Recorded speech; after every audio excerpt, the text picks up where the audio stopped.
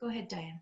Michelle, thank you so very much for the great introductions. And to our panelists, thank you so much for being part of this. This is so important to us, especially now with everything that's going on and the announcements yesterday. And I got to tell you, I'm so very pleased to be able to do this with you three ladies. We've got third, fourth, and fifth generation retailers from the Canadian marketplace, which is amazing. For Sarah with Worth has been around since 1938, so there's that huge history there. 3 locations in southwestern Ontario, footwear and accessories, so great information we can receive from you. Marina, Brock, what can we say? Brock's in Port Perry's been around since the 1860s, your 5th generation. That's absolutely amazing. And with Brock's, there's a real focus on footwear, on accessories, and on apparel. So we're getting a little bit of everything with Marina's background as well. And with Crystal actually really brings an interesting perspective to us because she wears both hats, both the hat of a retailer and a sales rep. So for this segment, she's going to be bringing her expertise when it comes to buying for footwear and also for clothing with Crow's Footwear and Amore Clothing and Lingerie. Ladies, we only have an hour. We have lots of questions to go through. I have a funny suspicion it's going to be a very chatty conversation, so let's just jump right into it. So starting, and feel free, anyone that wants to jump in to answer, if nobody puts their hand up, then I'll call on you, but please feel free to go ahead and jump in. Our first question, so relevant right now especially, what are your thoughts on in-person meetings versus virtual meetings? Does anyone, Sarah, do you want to start that conversation? Absolutely, I can for sure. Obviously, like you say, with our state currently, it's incredibly important for us to continue with these virtual meetings. As much as we would all really love to get back to the shows and get back to the actual one-on-one communication with people and person-to-person contact, which is really important, we really just can't right now. So it's important for us to stick to this and keep the people around us, keep them as safe as we can, our employees, our families. So it is really important at this time. Yeah, and you make some very good points, especially it's not just you and the person you're meeting with, it's everyone that you come in contact and they come in contact as well. And you want to keep your employees and your families safe for sure. Is any, Crystal or Marina, anybody else want to pipe in on this? Sure. I have a bit of a different take on it, I think. For footwear, virtual is super. I think it works very well. So far, I've had a lot of experience with it and it works very well. For apparel, I have only done 2 so far. And I decided to reach out to friends I have in the industry who also have stores and their apparel with a little bit of footwear, but mostly apparel. And they said under no circumstances are they doing virtual for apparel. Really? So, that's interesting. Is it just too difficult, you find? I asked them and they said, yeah, they're not technologically savvy. They don't want to do it. They want to touch and feel and see. And they're going to continue to do in-person in showrooms. Now, they don't want to do hotels. They'll do a meeting room if it's a large meeting room, but they want to stick to showrooms, which are a little like a one-on-one with a mask, and they're comfortable with that. So I'm sort of on the fence with this. I'm going to do, I'm not sure. I'm very comfortable with virtual. I'm going to do as much virtual, and then I'm going to supplement with in-person and with proper protocols. And I think I'm going to be okay with that. And for those kind of meetings, those one-on-one meetings, those face-to-face meetings, so outside of the store though, not in store, more outside in showroom. Correct. And both the ladies I spoke to, we're completely outside of the store. Okay. Well, another question that's come up and is really interesting too is planning your budget. Are you planning, with everything that's going on right now, are you planning your budget to be more dollars for at once, or are you still planning on actually booking for fall season? What are your thoughts there? Crystal, do you want to take this one? Yeah, sure. I mean, I'm already well into my fall buying season. Actually, oddly enough, how everything flows and what I buy and what I sell kind of are all spaced out really nicely. I do have to say, with the apparel brands that I've worked with so far, the virtual meetings have been fantastic, and they've been well prepared with very good photos, on body line sheets as well, which really helps to see pictures. But I also agree with Marina that not every apparel brand is as well equipped to be doing virtual selling like that. So yeah, but I'm planning, you know, for full speed ahead. I said, really, I just have to be brave and, you know, kind of close my eyes and hit send and kind of hope this all goes away. I am obviously planning into the next season, but I'm taking sort of each month by month as well. Like just before Christmas, I made sure I was fully stocked in tracksuits. I mean, I knew that's what everybody was going to be buying. So I want to make sure I've got, you know, what everybody wants and what they need. So that's my plan so far. That makes perfect sense. What about you, Sarah? Any plans on changing things up this year? Yeah, I have honestly changed directions completely, especially for a fall buy right now as we're working on next fall. Generally, what I do is you buy what you know and what you want, but then you throw some fun into it and you look for that extra heel or fun fashion piece that you want that just adds some pizzazz to the wall. But unfortunately, this year, as we all know, people aren't going places, so we have to adjust our buy. So my budget has changed completely because I really am focusing my pre-booking buys on product that I know and I know will sell. I think the consumer has changed direction a little bit in a sense that you know, they're kind of buying more of what they need than what they want during this pandemic and trying to alter their lives a little bit too. So I think we have to be open to adapt to that a little bit as well. So I'm buying, you know, more athletic, more hiking wear, things that people are, you know, they're wanting to buy product that to enhance their lives and then enhance their everyday lives and things that they can do and feel better during this. So I feel like people are becoming more active. They're getting outside. So I'm focusing a little bit more on that and putting my budget into the product that I know is working right now, as opposed to what would be nice to sell, but I'm not sure if I can. Yeah, so take a little bit of a safer approach at the end of the day. Yeah, kind of. I think that's the tried and trues, right? Right now, when things are a little bit rocky, you always know the tried and trues are going to be there for you. Absolutely. Yeah, that makes sense. Marina, did you want to add anything to this? Yeah, I would. I agree with both of you ladies. Same thing for me. I'm concentrating on those categories as well. One thing that's new for me, our online business, as many has skyrocketed, and they're not my regular customers. And what they want from me, and they seem to have an appetite for items that I don't normally carry. So, for instance, like let's say a high-end footwear brand, like let's say a Sorel. Like I would normally stay in the medium price point, but I bought a premium style and it was gone like that, and nobody local from my customers. So I'm looking at my whole buy. I'm thinking, well, if I like this item, do I think that there's a demand out there, not in my town of Port Perry or my market, but in BC or in Nova Scotia? And I'm changing everything. So every order I take is taking me triple the amount of time to place. So that's would be core items. I can't guarantee that my suppliers are going to have core. Core is because if it becomes really popular, like you're saying, Sarah, about hiking, and you couldn't get your basic styles that you've always been able just to fill every week. So, and for you, Diane, same thing. So I'm going to look at my core and I'm going to back up in a different manner this time. Yeah, that's really, really interesting, really fascinating. And it's great to hear that you're finding business that's far reaching from where you usually found it as well. That's really fantastic. When it comes to virtual presentations, would you prefer to have a rep show you the full lineup, or would you rather have information ahead of time so that you can actually pick and choose and have a smaller presentation overall that fits more what your needs or what your wants are? Sarah, do you want to take that one on? Take it off mute here.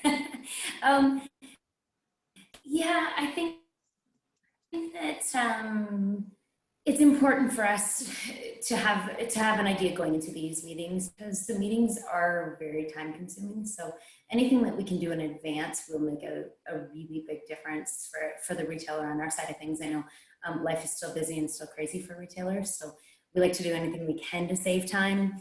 And as Marina says, this whole process on everything right now takes twice as long. So I would prefer to have information in advance before heading into that presentation, rather than just diving into a presentation for sure. It saves on time, which is huge right now.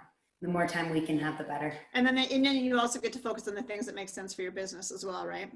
It's really important. I mean, and that comes down to communication with reps as well. And if we have some of that information prior to, and we know where we're going with a presentation, then we can communicate with the reps and give them a better idea of what we want to focus on. Okay. Anybody else want to jump in on this one? Sure. I agree with that, definitely, Sarah. And the only one thing I did notice, which I did like, I mean, I had a presentation and the rep, you know, curated a nice selection of what he thought I would like, and that was really great. But he also did a presentation and put it on YouTube of the whole line. And that was kind of fun for reference. I really enjoyed that because I could go back after I looked at what he presented for me. I go, well, yeah, but I did like that other boot. Where is that? And I went back in the presentation and listened again. And I loved that aspect. So a curated presentation with the rep is fabulous. And then if they could can a whole presentation as well that I could use as reference, I find that to be very helpful. It's a great idea. It would make it a lot easier for sure. Yeah. I'm a little bit opposite because I prefer to have the full presentation because I'm still only a few years in as well. And I have, you know, this kind of fresh thought and I'm still learning, you know, even who our customer is in a new market. So I like to see the presentation. If there's something I'm not interested in, I, you know, shut it down and no, I don't need to see that to help kind of move it along because they do take a long time for sure. But I do like to have all of the information afterwards because then I sit at nighttime or on the weekend and really go through everything with my notes from what I've instinctively kind of picked from the presentation. And, but I always need, you know, to go back to a recorded presentation or photos or that kind of thing. So on that note, what do you need from reps when it comes to getting prepared for meetings? Is it line sheets, sell-through reports, best-selling lists? What are the tools that would make it much easier for I think all a of you? lot of those are really important, Diane. Number one is if we're sending sell-through reports, then at that time, then they have a better idea of what we've done well with. We can narrow in, and that saves a lot as well. But we also would love to see not only my bestsellers, but I would love to see other bestsellers or repeat patterns. And why are they being repeated? Maybe I missed out on something that somebody else did really, really well with. And suggestions as to why, you know, why we should jump on board with some of that product we missed. And that helps. Oh, that's really great information. Marina, did you have something you want to add? It's all great information. I like all of that information. I'm still sort of grappling right now with electronic catalogs versus physical catalogs. Everyone's sort of, there's still brands, some are doing physical, some are doing electronic, and I'm just grappling. Sometimes I forget, so I go to the appointment and I sit down, I go to try to find it on my computer thinking it's it's electronic catalog, and I got a physical one. I got to run down and get to the mail. So I'm a little confused these days, but I'll get there. But I'm okay with the virtual catalogs as well. But one point I would have for our suppliers is I'm still also grappling with the fact that sometimes they send them via WeTransfer or some other platform, and I can't search. I type in the brand name and it doesn't come up because it's sent from WeTransfer, or I type in my rep name and I can't find it. So, and then they expire. So my issues. Maybe. I agree with you, Marina. I agree 100%. And I mean, these days, you know, virtual cloud storage, I mean, you don't even have to pay for it, but even if you get like 2 terabytes, it's virtually nothing. So it's easy to create a folder and have everything that you need. And I am the same. I mean, we're all getting 8,000 emails a day, and to kind of have to filter back through, and then the link expires, and it's just added time that you need to put on it. Sorry, go ahead. You know, I quite like working actually with like the PDF catalogs. I prefer that because then I don't have to carry so much paper around with me all the time. Everything's in my computer. I make my notes for the presentation in my notebook. And then I go back into the PDF line sheet and just quickly, like my first instinct, just highlight everything that I like. And then when I'm like actually writing the order, then I can kind of cut out and weed out afterwards. But I find this, yeah, less paper actually quite freeing. So you prefer to backlog. All the time between Less paper is definitely a good thing as long as it helps if it comes in an organized manner. You know, if files get sent to us, then it really makes a difference if they're named properly so that we can go back and find them. And like you say, Marina is trying to find something in an old email or something that if you get sent 6 catalogs in a day, it's hard to remember which ones you've downloaded and saved. But I'm kind of the same, Crystal, where I'll put them all, as they come, I try to put them all into a file. Here's all my fall catalogs so that they're available.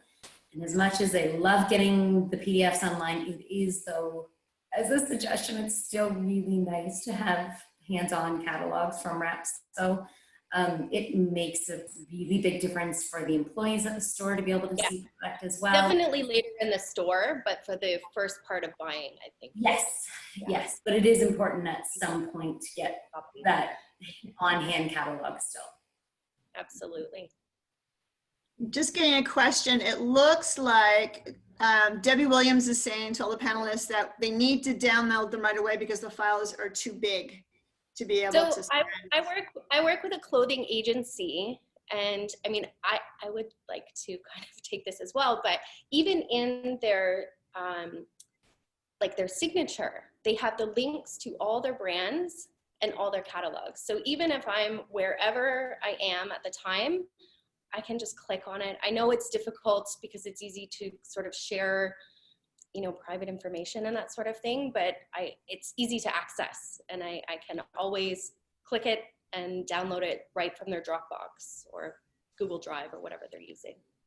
And make it a lot, make it a lot easier that way, right? At the end of the day, anything that's going to make things less time consuming and easier. But I'm with you. I'm still old school. I like having a catalog still too. I like being able to flip through it. And I mean, I guess for you as well, it was an easy way for you to be able to even cut and paste when you were doing your storyboard. So you knew what you were going to be carrying in store. You had actually something that you could do that with as well, which would make things easier. Moving on to our next question. When it comes to communicating with the rep, will you let them know ahead of time what the assortment is that you're interested in seeing so that they can actually present to you what you're looking at buying? Yes, yes, and yes. I think I haven't been very good at this, and it wasn't last summer, and I've realized that we more than ever have to rely on our reps, right? They're here to help us with our buy, and so many of them are so good at it. So it's something that I'm working on trying to get better at, but I feel like they wouldn't have the right direction for us if we don't give them, you know, our sell-through reports and give them direction as to what we want. And again, I keep saying that time consumption is a big thing, but if they don't know in advance, then they won't have an understanding what we're looking for. So I think it's very important from our end as well. Very much so. Very good points. Anybody else want to chime in on this one? Everybody's in agreement? No, I agree. I mean, for me, it just depends what it is that I'm buying at the time, because sometimes it can be quick. But I mean, it's like Marina said, it's exciting right now because there's a lot of kind of new ways to sell and that sort of thing. So it's to me interesting to kind of see the whole picture to decide what. Yeah, that makes perfect sense. So talking about new ways to sell and new ways to buy, what are your technical setups like? Are you using laptops? Are you using iPads, a combination? Like what are you finding is working best for you? For buying appointments? Yes. I'm doing sort of a combination myself. I'm if I have an electronic catalog, then I have my iPad to the side with my catalog and ready to make notes on it, and then I either use a PC or my phone sometimes as the camera. So phone more than in a pinch, but so I use a kind of a different setup for each appointment depending. If it's just if they already provide me with the book, sometimes I'm actually fine even just on my phone because I'm really looking at the book a lot. So So that makes it a little easier when you have that. Yeah, which is good, which is good. And an eye pencil. I got an eye pencil for Christmas from my kids. So I've been really marking up my book. They wanted to bring me into the 2020s. So. My Apple Pencil has been my best friend through all of this. I invested in a new iPad and an Apple Pencil, and it just has saved so much time, so much confusion of like back and forth between 2 or 3 laptops or whatever we're trying to work on. So it's really handy to have that extra Apple, whether it be an iPad or another tool that you can really flip through the catalogs easily. But just what everybody sends catalogs through as a PDF file. So as long as you have something that you can download a PDF file on, then there's ways to get editable PDFs. But there's different apps and programs.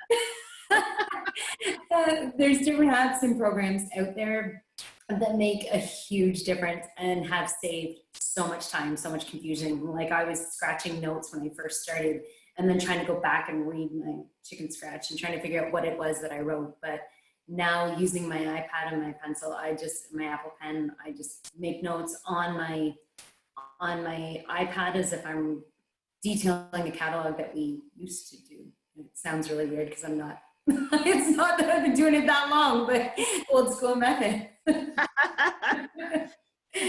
a really, really good point, because we need to use different tools. And one of the questions that we did had is, what kind of apps or platforms are you using to help make virtual buying easier? And by the sounds of it, this Apple Pencil has been awesome, phenomenal for you guys. That's amazing. And then for the app, for storing my catalogs and marking them up, I use GoodNotes. I know there's a couple of different ones, but I was introduced to that by one of my reps, and I've been using that successfully. That's awesome. And I use iAnonate. Again, another retailer had suggested it to me, and it's fantastic. There's a lot of different apps out there, and they're all relatively inexpensive, like anywhere between like $8 and $15. So they're affordable and it's easy to do. And that's key, right? Saving time. That might be something even maybe, Michelle, we can take note of those apps and share that with everyone so that they have an opportunity to take a look at them as well. Because that's going to be one of the toughest parts, right? Is having the right tools to be able to purchase virtually. But even if you aren't like app savvy and want to, get the iPad and get the everything else, I also use GoodNotes. It's fantastic.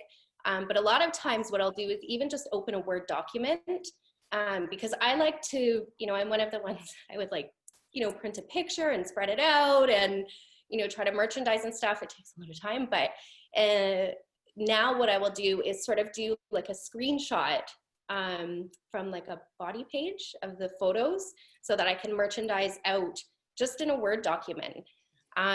There's got to be a program and something a lot easier to do it that way, but it doesn't have to be overcomplicated. Something as simple as a Word document, and I have, I can see kind of my whole assortment for the brand, and it works quite well too. And it's something most people already have. Yeah, exactly. I mean, if you have Microsoft, whatever, Excel and everything, it's just a Word document. But like I said, there must be sort of a fancier tool that you can use, but you don't even have to go that far to have something super fancy. And cut and pasting a picture, right? Like most people go home from a day at the show and they take pictures of everything while in the room, right? It's the same thing. You can still snapshot or screenshot those pictures and put them all together to look at a full collection together. Mm-hmm. And that's key for merchandising in your store, right? And then knowing what you've already got in store to be able to layer that in too. Yeah, that makes sense. And Susie Dahm is actually pointing out too that notability. I've heard of that one. Mm-hmm. Yes, is also very good. Mm-hmm. So that might be an interesting one as well. Now, speaking of ordering and ordering platforms, what kind of challenges are you facing with ordering platforms, ladies? I hear a lot of, I hear there's going to be some conversation around this one because I'm hearing a lot of giggles and a lot of hoof. So please, speak away. Go ahead, Marina. Well, I'm getting fairly used to them. I mean, I I prefer to use them. So I've been using New Order, and I have a lot of brand. So the more, I guess, the more brands that sign up and the more companies, the easier it becomes. But my only issue, I guess, is you do get glitches, and you submit and you get these errors, and then you don't know what to do. And then I submit a second order, and then I have 2 orders, and then I have to do a lot of communicating to get those taken care of. So those are my issues, I guess. But I haven't had too many problems with them. I find once you get to know that, I've used all of the different ones, I think, because I do apparel and footwear. So I probably use 5 different ones consistently. So. Marina, do you have a preferred one that you like working with the most? I would just say New Order because I'm there all the time. Okay, familiarity. I'm kind of the opposite. Again, I jump back always to time consumption, right? I feel like I'm getting better at it only because I'm learning them, but taking the time and the process of this company uses New Order, this company uses this, and this company uses a completely separate one. It's taken a lot of time. And I guess me personally, I don't have a single ship to warehouse. So when I'm writing orders, I send most of them directly to my locations. And so that gets really challenging to do on New Order to make sure that my orders match up. Rather than doing a spreadsheet and being able to kind of duplicate and alter orders a little bit, when you're doing that, you have to individually write each order, and it's a lot more time consuming. So it's that getting to know different platforms, and they don't always work as best. My preference, honestly, with some of it is I'd love to go back to writing my order and submitting it to my rep, and they put it on the platform. But again, it's only because it's what we're comfortable with, but yeah. It's not that I'm not willing to learn. I absolutely am. It's just adjusting to each platform. It would be really fantastic if there was, you know, like say 3 or 4 specific platforms that everybody had similar ideas that, and I know it's hard to do. It's almost impossible because everything works different for everybody, but we might make it a little easier if there was a little bit more consistency maybe. That makes sense. Crystal, did you have something you want to say too? I mean, to add to that, I'm kind of like Sarah. When I'm sending in my booking orders, I'm doing it in my own way. I have my own order Excel and the tabs for the stores or whatever. But when it comes to reordering, I also know from the other side how difficult it is to have, you know, a proper B2B site and that sort of thing. But I find myself, you know, if I need something, it's easy for me to log on to, you know, New Order or Jora or whatever. And I always find things that I missed before. And maybe I'm just ordering it because it's the only thing available, or I'm seeing it for the first time. But yeah, I'm both sides, I guess. For reordering, I definitely would like to have a proper platform that I can search through and look at photos, and then you see the sizing. It's not taking the time back and forth with the rep, like we're sold out of this and da-da-da. It's all right there, and you can just do it on your own time. I agree completely. I think it's that pre-booking versus your at-once orders. I love to use it for at-once orders and see what's available and what's there now. It's just the pre-booking process. It's a little bit more challenging, a little more time consuming, right? Because when we're not used to something, we're not used to new tool. I'm terrible for that too. It's like, oh, I just want to do it the old way because I know the old way. The old way was fine. and sometimes on the pre-bookings, yeah, there are a lot of little messages you have to send because, you know, you're trying to buy sometimes certain brands that, like, you get an assortment with a fixture or something, and you got to find that right SKU, but you can't find it. I say, I still want that assortment. I don't know how to enter that. Normally you just write, give me the assortment and the fixture or whatever. So I came upon that, and it takes you like 2 days to get that rectified. So customer service said, you ordered that twice. I said, no, I wanted the fixture. So it's just, yeah, that it does add a little bit more, it adds some more complexity when you don't have that sort of quick, you know, send a spreadsheet and they email back and say, yeah, all looks good with that directly. Yeah, that could definitely be challenging. I can see that for sure. And time consuming as well, especially if you're doing your orders. And we're going to talk about when you do your orders, but especially if you're doing your orders late at night or on weekends. Well, that would be me. Yeah. Yeah, you're not getting that The only feedback. time we have to do it, right? Yeah, yeah, and a couple glasses of wine. That's my why I break ordered. to hit send. Yeah. I'm just gonna jump in, especially right now because we just don't know, right? Michelle sent over a question, and if I can just jump in and maybe we can talk about this a little bit because we did touch on this sort of yesterday when we were sort of just doing our get together. So it's a question from Marley Sabella. She's wondering how open are the panelists into seeing new brands? So we discussed this yesterday actually, and it's been definitely an open discussion, multiple meetings with the board as well, of what the best way is to kind of showcase new brands, or how are retailers finding new brands, or how are the brands, being able to like utilize what's available to kind of get out there as well.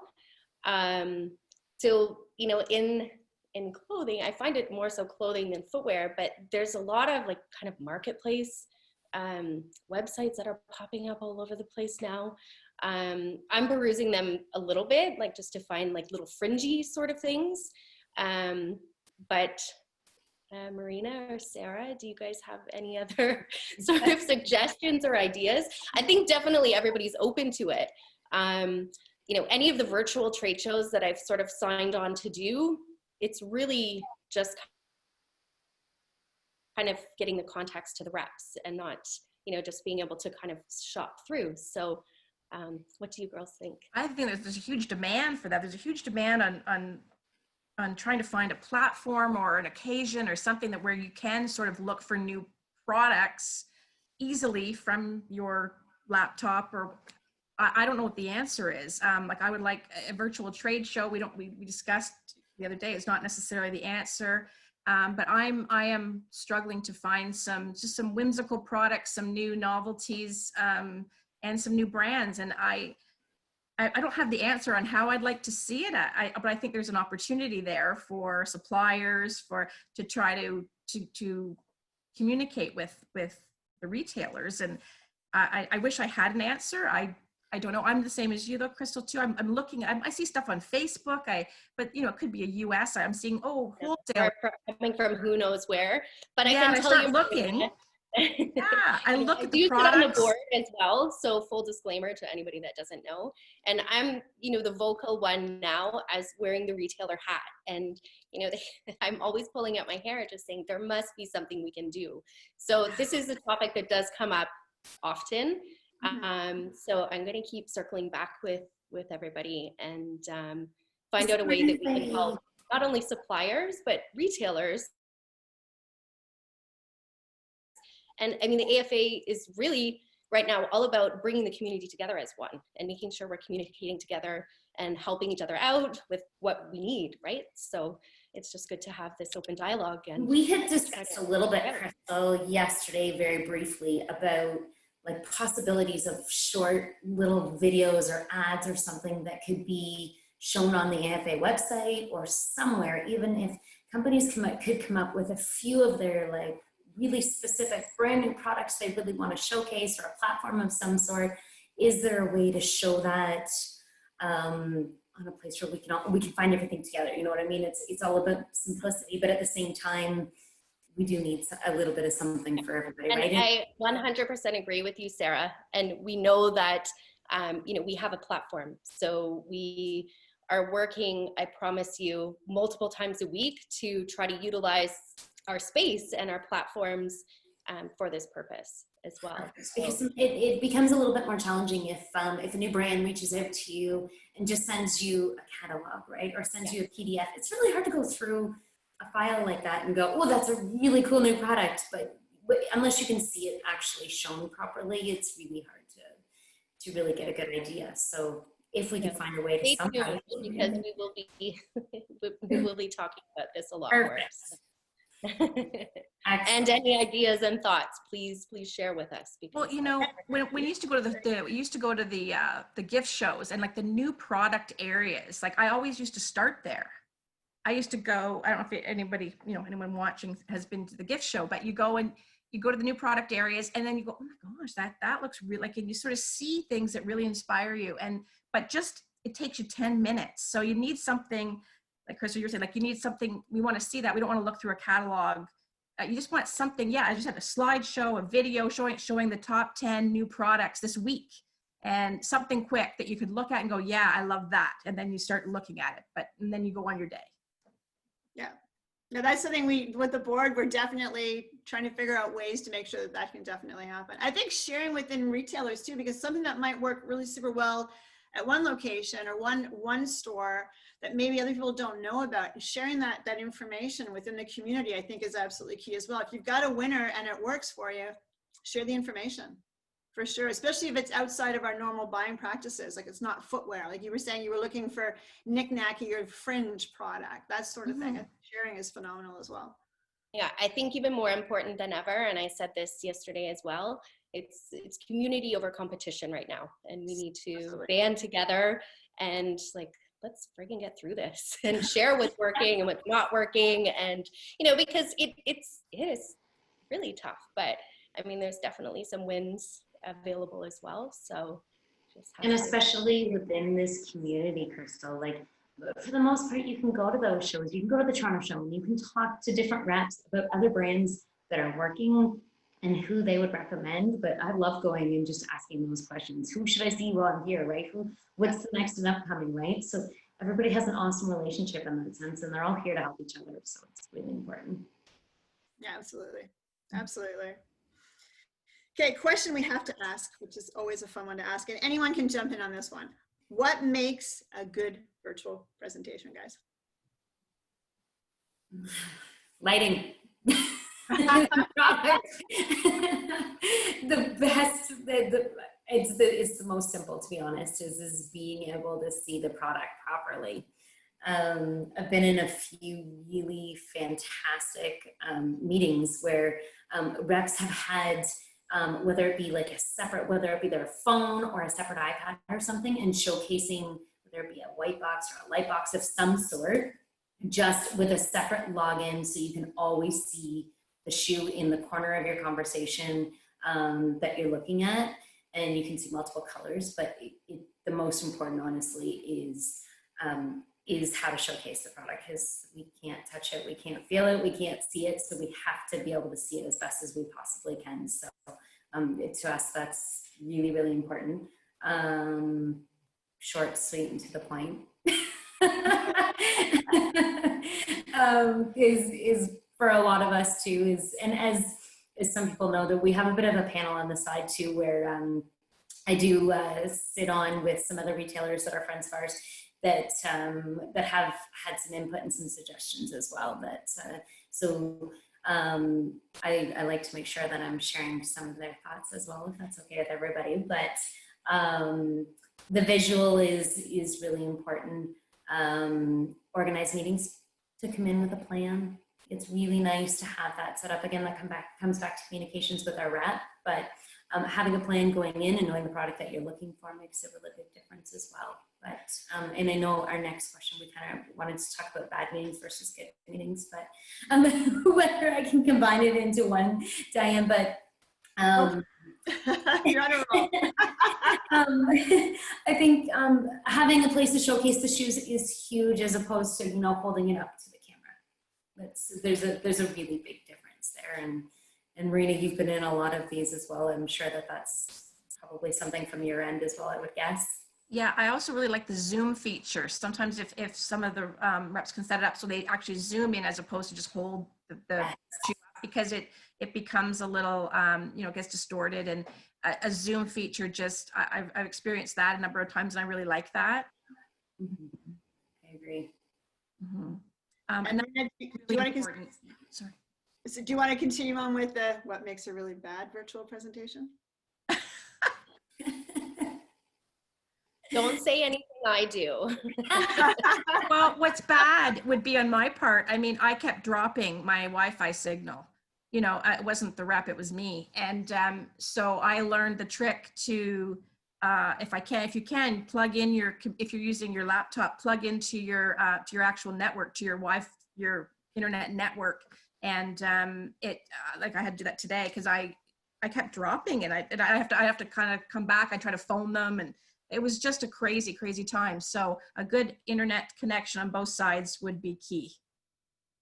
And that's a very valid point. All of us are so used to wireless, we don't actually think, oh yeah, you can actually plug into the Ethernet cable and it's a lot faster and you don't drop. So that's actually a really good point, a good tip and trick. Crystal, what about you? You've been on both sides, which is really interesting as well. So what makes a great presentation? What makes a not so great presentation? Honestly, for me, I think it is the tools that are provided afterwards. I mean, because the presentation's the presentation. It is what it is.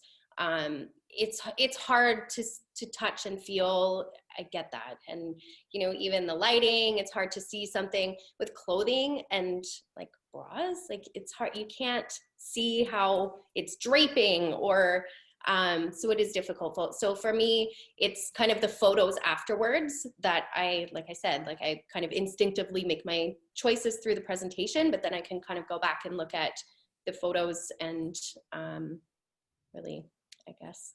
But. We had one rep or a couple of them actually have been really fantastic to send us a follow-up after the meeting of a whole new, whether it be on a spreadsheet or a PDF, but here's the styles that you showed interest in, and here's all the information specifically for those, and here's a few extra pictures, and that helped a lot. It made a big difference too. And if you do go into somebody's store, wear your darn mask. I'm sorry. Good point. I mean, obviously, I'm not doing any in-person appointments, but even like through the summer, yeah. But like I'm not even going into my store in Picton right now and I haven't for months because of traveling from a different city and that sort of thing, and it's very difficult. So anyway, wear your mask. Good point. And you, Sarah, you touched on digital assets. Let's actually talk about this. So you've had your meetings, you've made your assortment choices, you're ready to rock and roll. You're going to have to get this online down the road. What do you need? What digital assets do you need? And what kind of information needs to be included in these digital assets for it to be really beneficial to you? Well, I could be the wrong person to ask this question only because I'm not online yet. Oh no, it's crazy. But I am in the process right now I am getting online this year. So I'm a hard one to talk to about that specifically only because I'm just in the learning curve of it all. But from what I've been told, and suggestions are definitely multiple angles. Images are really, really important, and having the imagery available on time that we don't have to go searching for it. Also really well-planned descriptions are huge for everybody. It's getting the retailers the information as best as they possibly can and what makes it easiest. But again, I am completely open to suggestions because I'm not there yet. So anything that makes it easier, please share with me. Marina or Crystal, do you want to jump in on this one? Sure. I have some specifics that I mean, I started off on online very small, very slow. And now I'm finding, I need this information at my fingertips. And what I'm finding is many companies have given me, like they've given us the links to the brand assets, but they did it like a year ago. And I'm looking for that email again. I'm always looking for I'm checking my emails every hour of the day. So a recap, like I think I would love every supplier to give me a recap. Where do I find this? What's my password? Like, can you just remind me, where do I go? Because I've forgotten the password. I try to record it somewhere, but so I would like a recap on where all those assets are. And I would like descriptions. Footwear is maybe better. I have a large fashion supplier. They're international. They're probably global. And I get pictures and I get one line of content, like, the polyester wool content. I don't get nothing else. Like, I don't get sort of just a blurb. Just give me a blurb. This is a love, because if I have to make up a blurb, a description, that's so time consuming. And I'm talking apparel, this is like a large one for me. So like I can't spend an hour on every item. So the suppliers that are going to be put up first on my site and are going to get bigger orders from me are going to be the ones that provide me with the best content. So you can just pretty much cut and paste. This is the And then I information. might add something of my own flavor to it, because I like to Yeah. personalize them.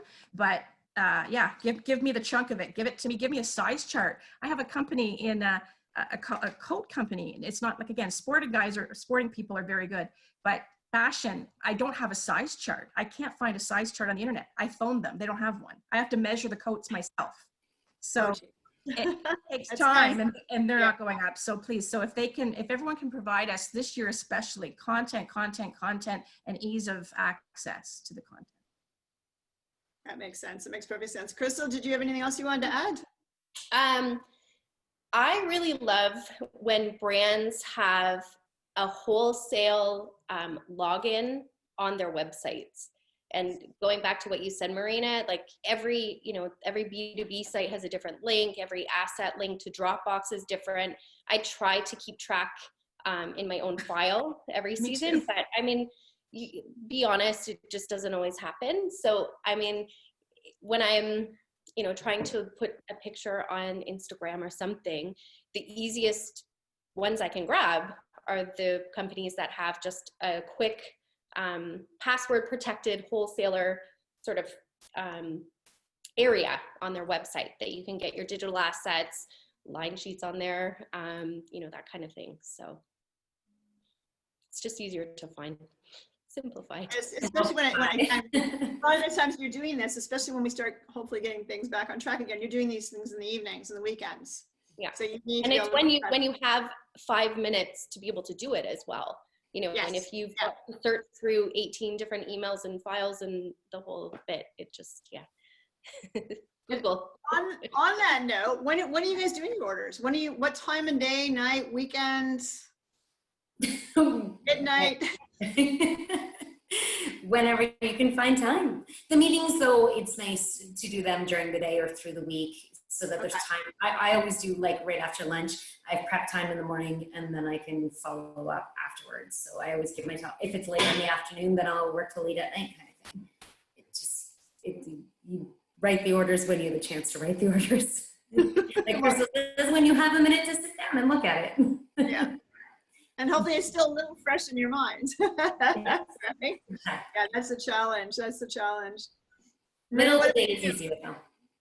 Sorry, what was that, Sarah? I think middle of the day is easier because you can allow for that before and after, that you can focus on it. Yeah, that makes sense. Marina, what about you? I kind of have two time slots sort of when I take appointments. Like I tend to take, if it's at home, it's sort of first thing in the morning sort of, so I can do the appointment and then go to the store in the afternoon because we're still doing curbside pickup and everything.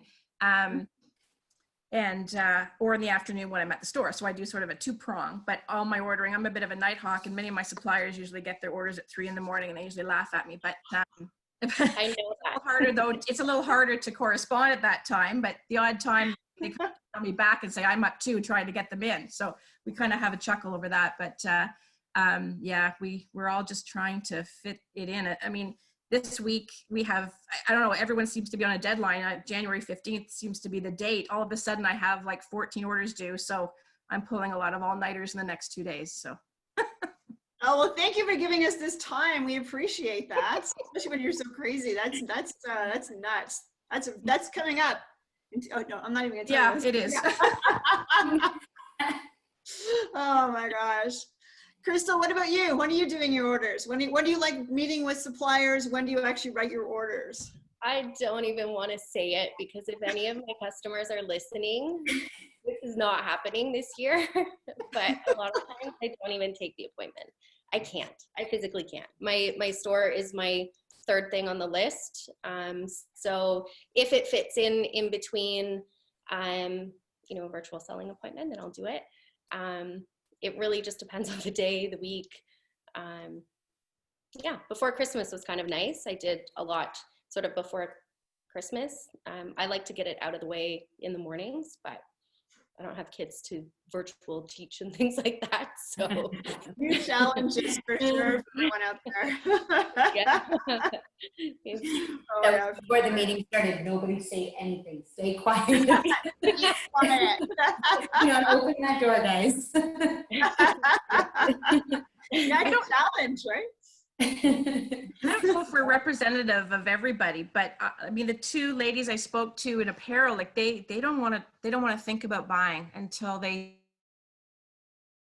know what's happening with the current situation. Like, I mean, I feel fairly confident. I just know what we did during lockdown. I know I can weather this. I know we can work forward. So I'm going forward, but these ladies, they're nervous and they don't want to buy. They don't want to think about it until March. I mean, so that's apparel. We have a little bit of a different timeline, but so they're scared and they're not interested in buying. So everyone's different, right? Like, I think we're all in a different situation. Everybody has a different comfort level right now, and everybody's in, as you said, in a different situation right now, depending on where you are, even geographically as well, and how well you were able to, and I hate the word pivot, but be able to move into online sales, web sales. I mean, that made a big difference as well, I think, for a lot of people. Yeah, it's a different world. Next year we'll have a new conversation. It will look totally different again. But I think, you know, even the timelines, like having some of the deadlines that we do, and I mean, we see this a lot of times in footwear as well. And let's be honest, factory deadlines are getting, you know, earlier and earlier and earlier, and everybody's fighting for a spot, you know, in the production cycle. But, you know, I'm buying winter product without even having the sell through yet too, right? And we're always up against that. You know, and I think a lot of times you're doing the order kind of a month early, because then you kind of plan like, okay, well, this can carry forward, but then you sell out of it when that season actually gets there, right? So yeah, I think it will always be a challenge, and it's not going to get easier for the next little while, but especially with shipping challenges as they are right now, right? That's the biggest challenge is how early do we have to book in order to know that we're going to be guaranteed the product? And if you assume you're guaranteed the product, we have no guarantee of anything right now, right? Unfortunately, we have no control of it, and we understand that the reps have no control of it. But going back to Marina, this is also where kind of these specialty things sort of fit in, and you know, picking up something kind of in season or something a little different or special. And I think there is a lot of opportunity for that type of like new product that's out there. So it's a great way to supplement what you have, or if something doesn't quite make it, you've got something there that's a little bit different, a little bit unique that you can focus on as well. Yeah, no, it makes perfect sense. And to keep everything fresh. It's definitely, we want to stick with the tried and trues, the ones we know year after year to year are going to sell for us. But at the end of the day, you still need that fresh, because it gets you excited as well, I'm sure. Well, and to be honest, if we're all really cautious in our buying, like eventually things are going to be back to normal again. And who will have the product, right? So I think you have to be a little bit brave and kind of like go for it, and just make sure you're doing everything you can to work at selling it. Absolutely. I guess. I So. can't. That's part of it. It's going to be so much fun. Oh, there's going to be so many challenges. There's going to be so many different things that you're going to try out that you never tried out before. It's like, yeah, we're going to have fun now. Yeah, shopping, we're having fun. Absolutely. Right? Yeah. We're getting very close to the end. We have about 3 minutes left, ladies. Is there anything you want to cover off, just as kind of an open forum, that you think we haven't covered off yet? We were going to talk about virtual PK sessions. I don't know if that's something you want to really touch on at this point or not, or if there's something else you wanted to discuss. Well, I think virtual PK sessions would be great. I haven't had any with my reps, but I did one for my staff at Christmas, sort of a gift giving and a product knowledge, so they knew what to sell, and they loved it. And they watched it at home, they watched it in the store. It was great. So I think more of that would definitely, I think that's where we're heading. And I think if it was a pre-recorded PK would be even more helpful. If the tech reps had an idea in advance, said, okay, here's your spring order, and here's your platform and your layout. what I'll do is a quick video and put it on a link. And then when it comes to me, then I can send it out to my staff and my employees, and they can watch it on their own time, whether it's on mine time, but when they have a chance. And it's easier when they have product in hand. It's really hard to do PKs ahead of time before the product gets there, because it's really hard to understand product if you can't look and touch and feel it, right? So if we had those pre-recorded ones, they could go back to it anytime, kind of thing. Yeah, right? no, they get a refresher too, right? Yeah. And I mean, I think like even staff on the floor is being kind of cut too, so not everybody's in all the time. So to have something like that, I think is super useful. And it's just always on hand that you can get that little refresher.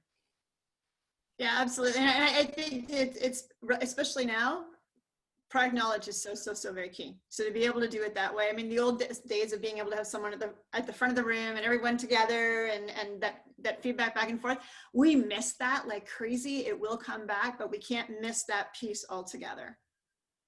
Absolutely. And I believe Michelle is telling me I need to wrap up now. Thank you, ladies, so very much. This has been so much fun.